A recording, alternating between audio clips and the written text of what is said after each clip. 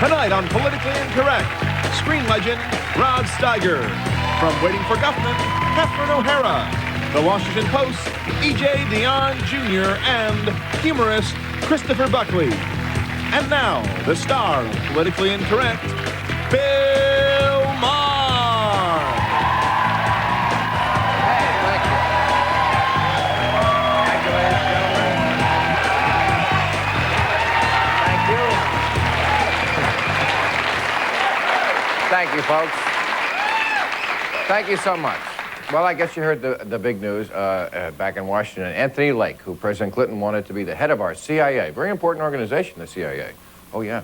And he pulled out because he said the senators who were asking him questions were mean to him. He said they were too mean. They accused him of being sneaky, evasive, and slippery. And those are the last qualities you want in the head of a spy organization. You could see why that. So, no, it's well, President Clinton still recovering from his injury, still in the wheelchair. And yesterday, I thought this was cute. Bob Dole sent him a note. This is true. Bob Dole sent a note that said, if you need someone to help you while you're recovering to run the country, give me a call. That's cute. And then, you know, also in the envelope, he included a $5 check for Clinton's next birthday. He's...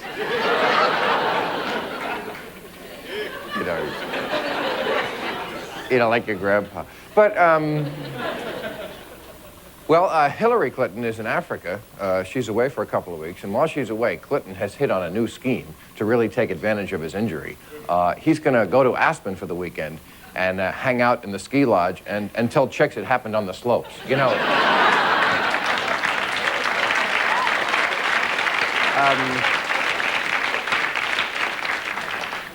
Now, I know we have people from the Northwest here. You might be interested in this. Courtney Love is putting on the market the mansion that she lived in with her husband, Kurt Cobain, before his tragic demise. And the house is on the market, although it is not selling too well. Apparently, one of the rooms still smells like Teen Spirit. And...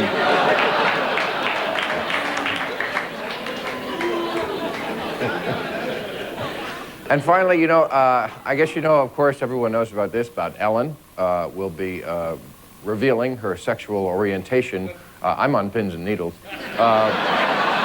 Whatever that is, next month in an episode of her show. And they announced yesterday that immediately following the show, there will be a special episode of Primetime Live where she will go into great detail about her sexual orientation. And also on that show, Sam Donaldson will admit that for many years, he's kept his hair in the closet. So, thanks for coming. It's all been satirized for your protection.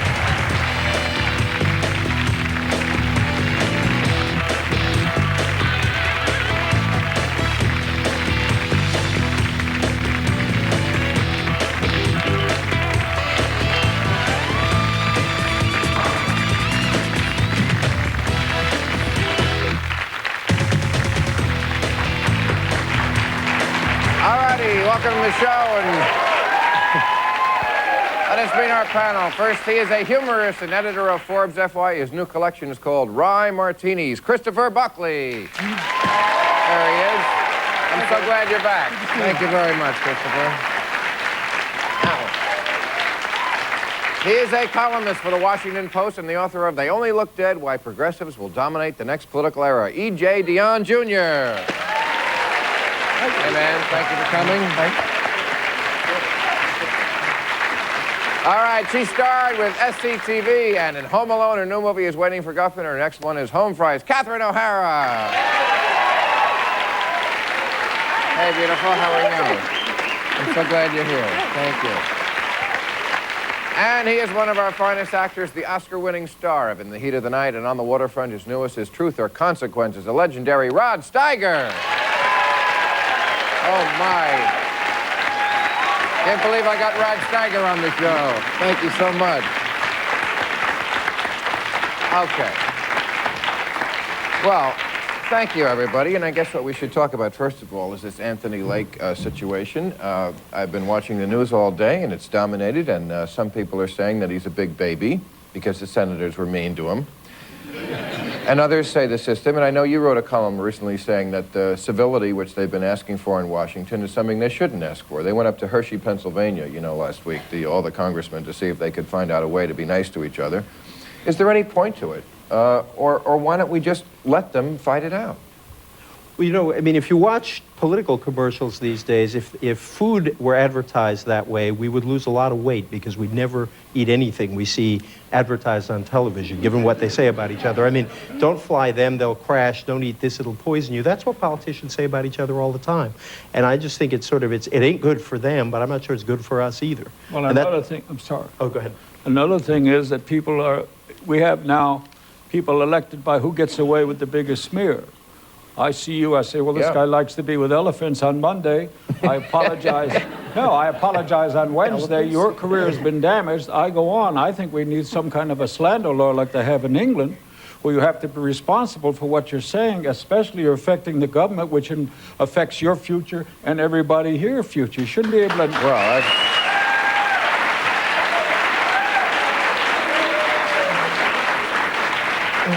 Well, that's very subversive, Rod. Have you ever seen the on C-SPAN the scenes where every Tuesday the British Prime Minister goes before the Parliament? Yes. I think it's called Question Period. Right. It's the most uncivilized spectacle in the civilized world. It's the right honourable gentleman has the morals of a stoat. I think it's very cleansing. It's nice because the opponent's there to answer back. Yeah. That's a big difference. No, we have that in Congress. They can answer No, back. no, I mean, they're right across from each other. I mean, you get both sides faster for some reason. I'm talking about press. I'm talking about media and things like that, where the smear goes around the world and there's no way you can protect yourself. Well, the slander laws in Britain are more interesting than our own. Loser pays. So if you sue someone and you lose, you pay. And that's a big difference. Here, Right. Yeah, Well, We have no consequences. That's the problem. I'm not a political person, but I'm interested in somehow protecting the human being, regardless of whether they're a politician or not, from being spit upon and somebody gets away with it. But the slander laws in Britain haven't made the papers Act any in the more trial, responsible. In fact, in some ways, the British press is even more wild. Wouldn't They run treat your the elephant's picture on the third Wouldn't they treat page. the all the O.J. time. Simpson trial differently there? It would be after the trial was over, then it comes out. I'm not even sure they could name O.J. Simpson in England. Right. Which would be a little difficult. No, in British, as you know, in some cases, in British criminal law, the defendant cannot be identified in the newspapers. I think this was the case. Remember the Yorkshire Ripper, a most pleasant fellow. But he was tried for some weeks. Also in England, trials don't take a year. Right. Somehow they managed to compress them into 2 weeks, which makes But it they a don't little sell easier. as much soap. But also, Good point. for some reason, the judges dress like Elton John. I don't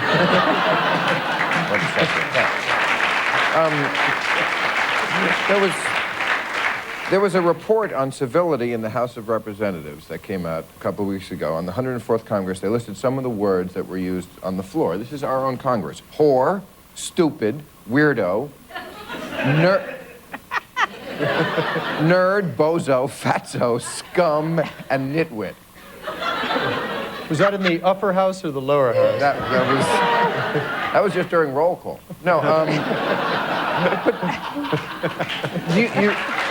you would defend that?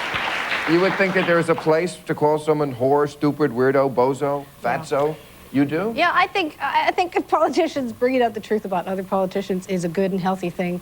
Because I think for too long, Fatso? they've set each other up and presented themselves, anything. They presented themselves as heroes. And they talk about, sort of like bad terms like family values and just sort of fake, sort of intangible concepts where they present themselves as some kind of thing that human beings can't really be. Human beings are human and we really do stupid things that we are. Well, you look at the We're fat and stupid. I'm sorry. No, I'm sorry. I thought you called me. You're I'm sorry. I have to take a break. We will come back to this in just 1 second.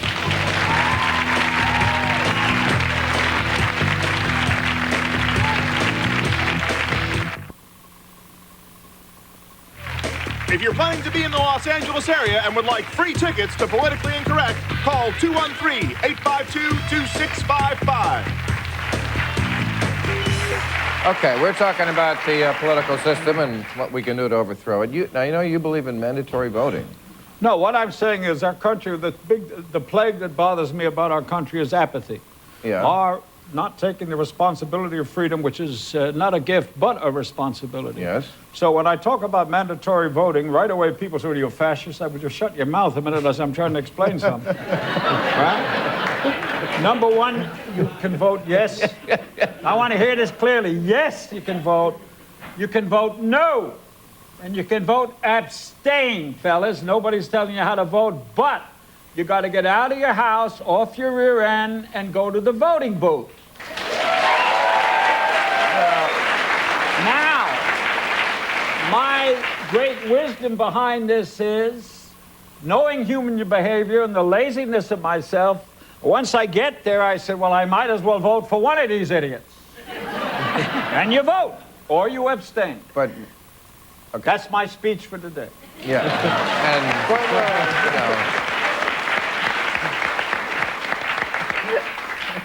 You certainly dress like a fascist. No, what is it? he said you dress like You a certainly fascist. dress like a fascist. Like a fascist? Yes. I thought you were moving.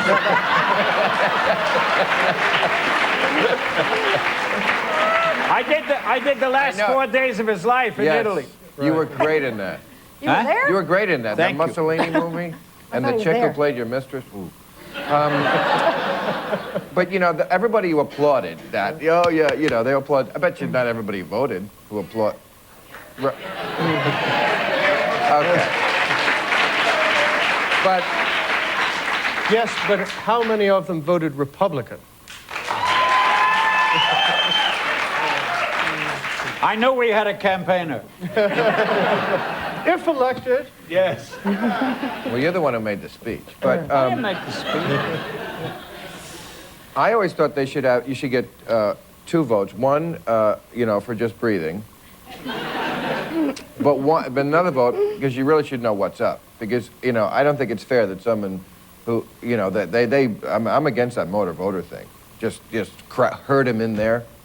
Do you think that's right? Just, you vote if you don't know what the hell's going on Chris's in the country? dad once said that I'd rather be governed by the first 500 names in the Boston phone book than by the Harvard faculty. Who's Chris's And I always thought, Bill Buckley. I know. And Clearly not a member of the Harvard faculty. And I always thought that made sense. I would rather trust the average guy in the country, whether he follows this closely or not, than put number some one, they're not gonna allow anything qualification. like that. That's ridiculous. What's No, ridiculous? I don't think so at all. You know that people think we give 15% of our budget to foreign aid. Now, if you're voting based on that, how good can that be for the country? No, but you know, free electorates have never elected a dictator. Hitler didn't win a free election. He never got a majority at a free election. I mean, average voters have actually done a pretty good job of sorting these guys out. They wouldn't have voted for Mussolini. Well, my point of view is I don't think they'd ever allow mandatory voting, because then the people would have more power than the politicians. That's how I feel about it. I'd like the people to have a little more to say, and if you have to get an automobile license or get a marriage license, to get your rear end to the polling booth. That's how I feel.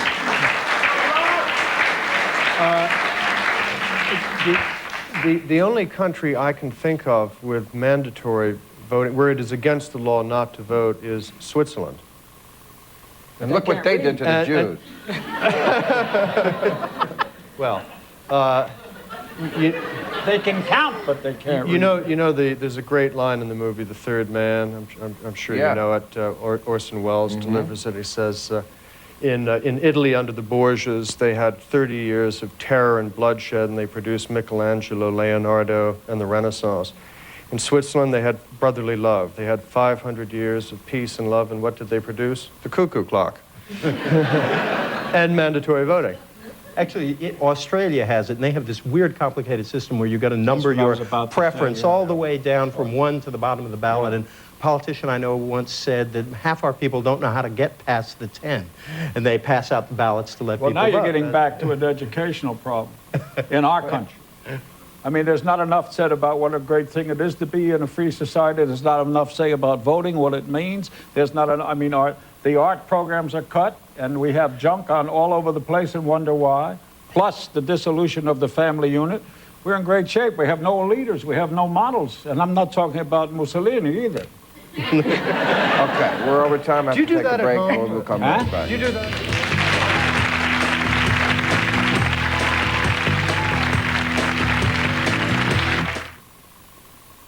Newsweek says...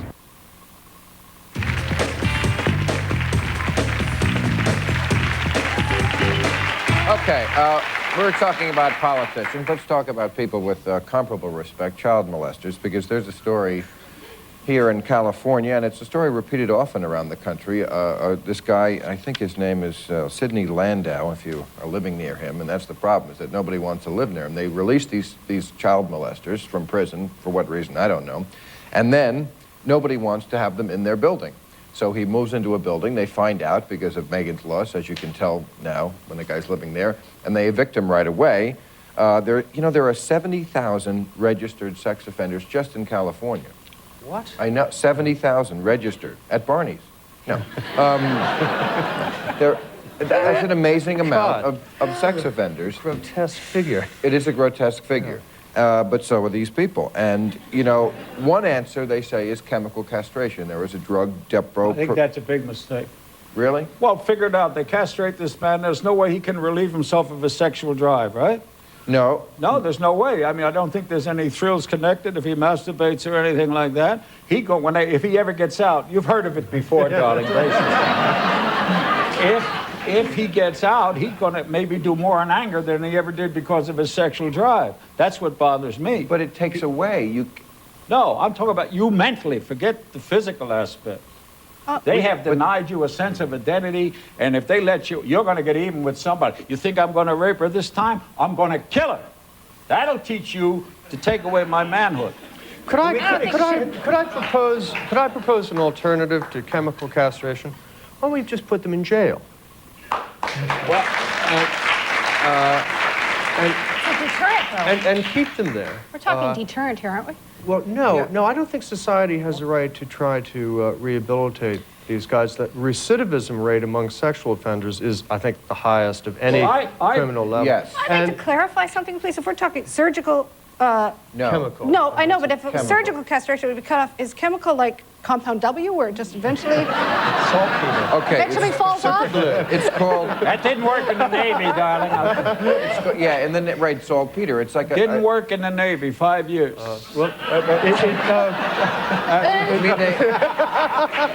You mean they gave you a... Well, there was that rumor, if you weren't an officer, of course. Right. But would we want to extend this idea? I mean, if you are convicted of perjury, you have to take sodium pentothal all the time.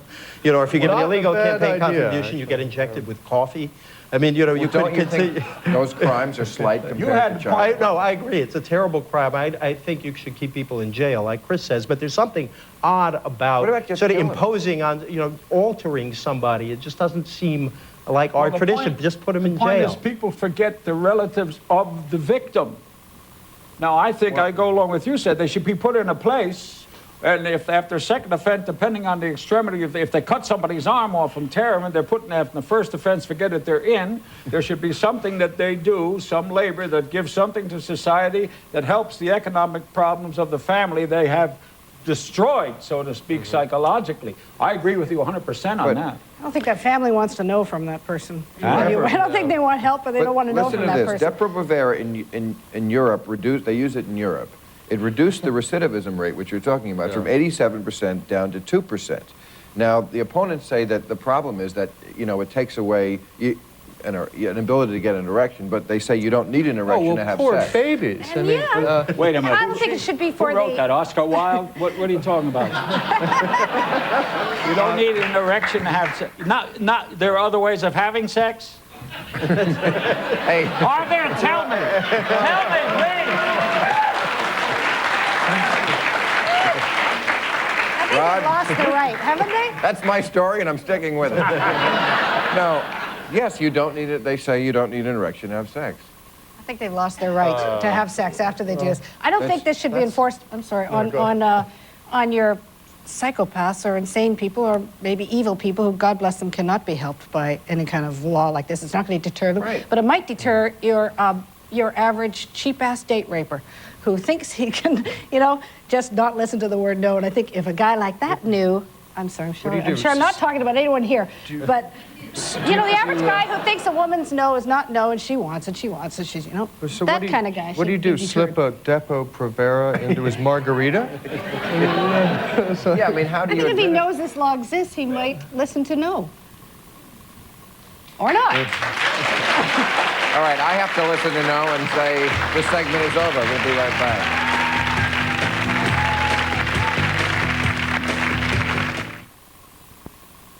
All right, join us tomorrow. We're going to have Bill Engvall, Helly Gallen, and Heather Higgins, and somebody else we haven't booked yet.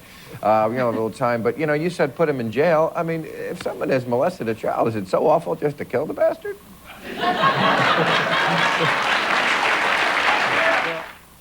You're watching ABC.